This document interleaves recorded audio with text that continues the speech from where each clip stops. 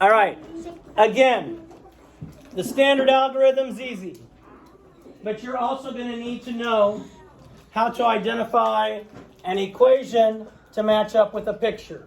Or they might give you the picture and you have to figure out how to match up with the equation. Okay? Anytime they see this, and you're going to color in two different directions. So I'm going to take 8/10 and I'm going to shade in 8/10 vertically.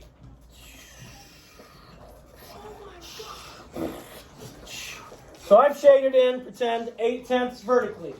I take my second factor and I shade in horizontally. So here I've shaded in 2/10. Now my answer, listen, my answer is what is shaded in by both colors. So my answer, here I would count 1, 2, 3, 4, 5, 6, 7, 8, 10, 11, 12, 13, 14, 15, 16. So my answer here would be 1600ths. No way. Well, you're going to get it wrong because you guys are being sassy, and I'm going to tell you how you're going to get it wrong by looking at this next problem.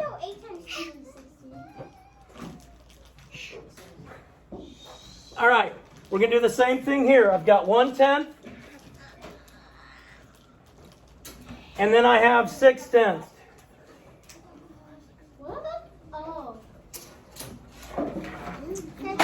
And so my answer is going to be what's shaded in by both. What is my answer, Kenna? 0.6. Good, 0.6. And Kenna's exactly wrong. But I know how to do this. I was saying it about the other one. No, you got this wrong because you know how to do this. You didn't even need me to do another one. So what is shaded in? What are the little squares called? Hundredths. And so my 6 has to be in the hundredths place. Oh, so it's 0.006? No, just 2. 0 and 600ths. Okay? The reason you have to know this is they may give you a picture and ask which equation. They may give you the equation and ask which picture matches up. I mean, I never learned it. It may seem silly to me, but I guess nobody cares what I think. Mina. After you put the answer, I realized you could also get the answer when you said 8 times 2 equals. You are exactly right. Doing the standard algorithm here is actually a lot easier. Because if I did it right here, 1/10 times 6/10, and I knew what I just showed you before, there are 2 numbers behind the decimal point, I'd know my 6 would be in the hundredths place.